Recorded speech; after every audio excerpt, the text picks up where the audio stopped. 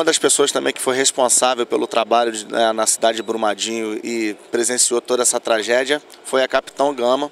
Ela é copiloto, né, da aeronave que está... Isso, eu sou copiloto da aeronave que participou lá da operação.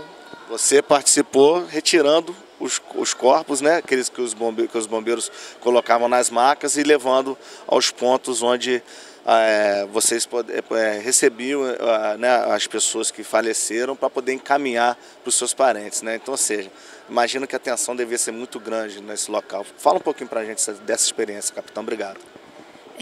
Na verdade, eu cheguei lá já no 5º dia, né? Então a estrutura já estava bastante organizada, a estrutura logística já estava bastante organizada. O Corpo de Bombeiros de Minas trabalhou de forma brilhante nesse sentido. E, de fato, o nosso trabalho lá era tanto com o transporte de pessoal, como também para o recolhimento dos corpos, né? Que, como eu já tinha chegado lá, já tinha se passado já um determinado tempo, a nossa chance de encontrar alguém com vida era mínima. Eu fiz essa pergunta até para um outro companheiro seu, sobre os riscos que muitas outras estruturas apresentam hoje no Brasil, né? E vocês que tiveram lá e presenciaram e ficam também muito expostos a esse risco, porque vocês atuam nesses locais, você conseguiria deixar algum tipo de recado que essas pessoas pudessem se conscientizar de fazer melhor seu trabalho na fiscalização e até mesmo de quem constrói esses aparatos para poder fazer sua produção? O que você pode dizer para essas pessoas sobre o risco que isso causa para a vida de tanta gente? Nessa parte especificamente, como eu não sou técnica na área, fica complicado de eu emitir algum parecer ou alguma informação ou até mesmo de orientar, entendeu? Fica meio, eu não tenho como me pronunciar muito a respeito nesse aspecto, mas eu acho que de fato as pessoas precisam ter essa consciência, essa preocupação, né?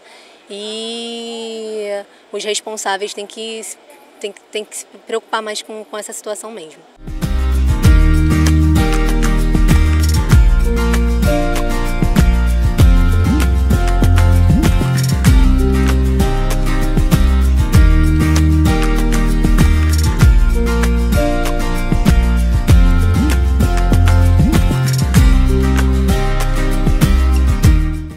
Outro militar que esteve presente nesse momento tão difícil, nessa tragédia, foi o capitão Barbosa, que esteve lá pessoalmente lá na ajuda na captura, na busca por vítimas e corpos, né, por pessoas vivas inicialmente, depois já ciente da dificuldade que seria, né, diante daquele cenário, né. Descreve pra gente, capitão, o que você se deparou quando chegou lá, como é que é o cenário, porque a TV é muito fria, né, então como é que é chegar lá e ver aquele ambiente? Descreve pra gente, por favor, e obrigado pela entrevista.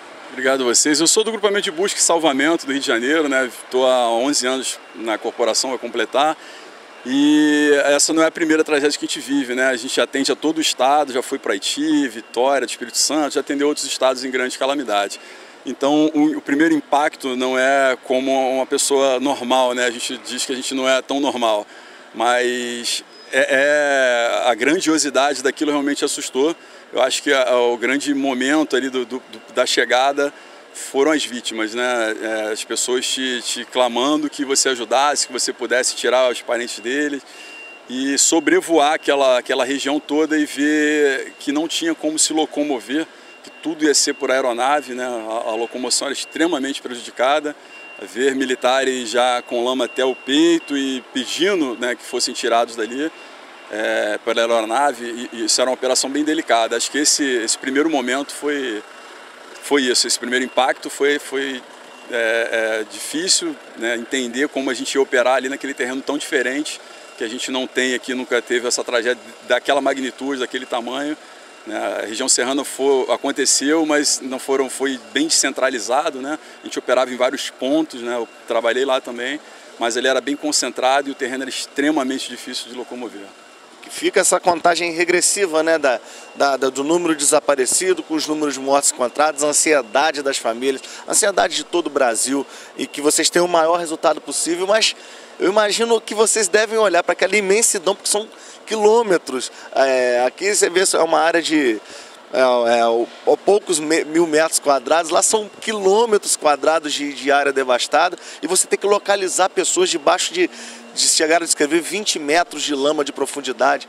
Ou seja, eu imagino que isso seja uma pressão muito grande em cima de vocês também, né? Sim, a gente nos treinamentos, a gente é meio protocolar, né, o treinamento de todo o Brasil hoje, então a forma de operar junto com as outras equipes ajudou muito, isso foi muito tranquilo. E realmente você falou, o tamanho daquilo tudo, a gente tinha que criar meios, né, e que até pouco tempo eram impensados de precisar ser aplicados, de imagens via satélite, equipamentos de outras corporações, e essa ajuda mútua, né, Israel, todo mundo que chegou lá com equipamento, eu acho que fez a gente montar uma forma de operar muito produtiva.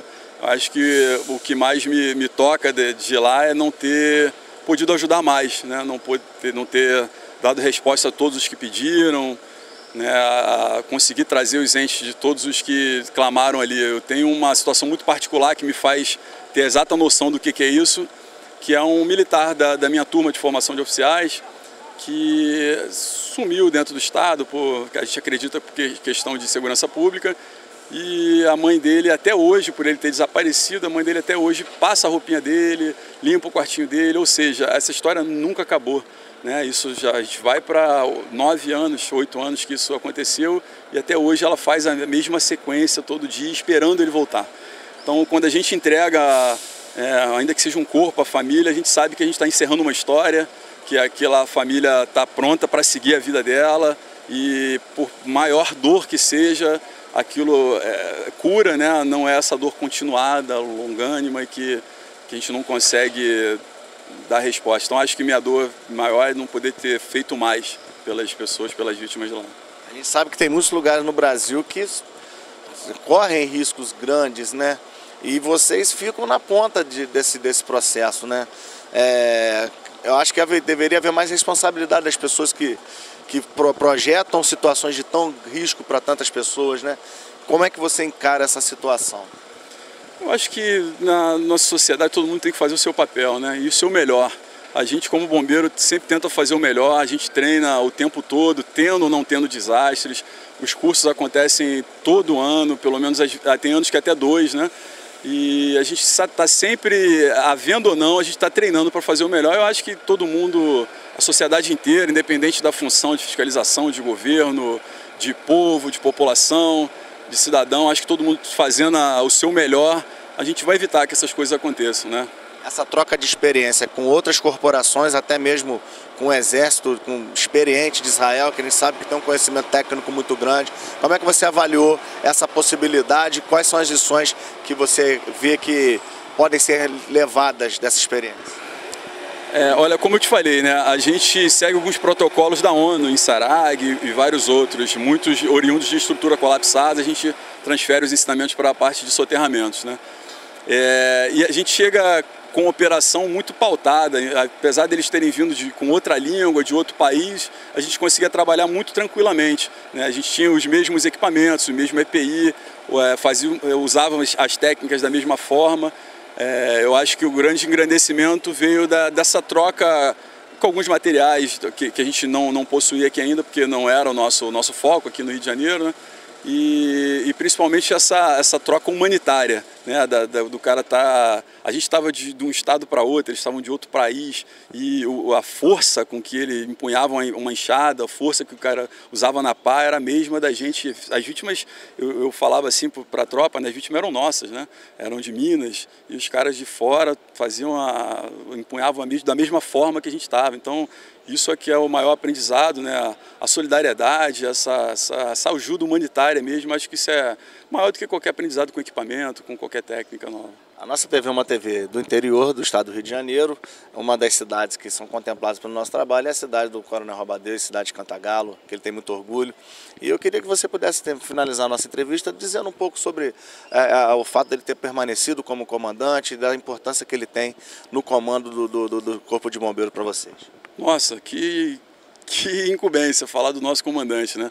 Eu só tenho a agradecer ao comandante por tudo que ele disponibiliza para a nossa corporação, por todos os trabalhos que têm sido feitos, não só externo, mas internamente, olhar para dentro da corporação, né? Alguns projetos por dentro da farda que vem olhando mais para o bombeiro em si. A gente costuma dizer lá no grupamento que eu pertenço, aos corpos de bombeiros todos, a gente só é o que é pelas pessoas, né? Não são as escadas, não são as viaturas, não são os equipamentos que fazem o corpo de bombeiro ser o que é, são as pessoas, né? E eu acho que tratar das pessoas é primordial para a gente ter êxito e realmente sair bem de uma situação dessa como foi essa tragédia lá. Então só tenho a agradecer, porque isso ele fez, né, não tenho o que reclamar, a tropa toda dá esse feedback para a gente que está na ponta, que tira serviço, e só tenho a agradecer.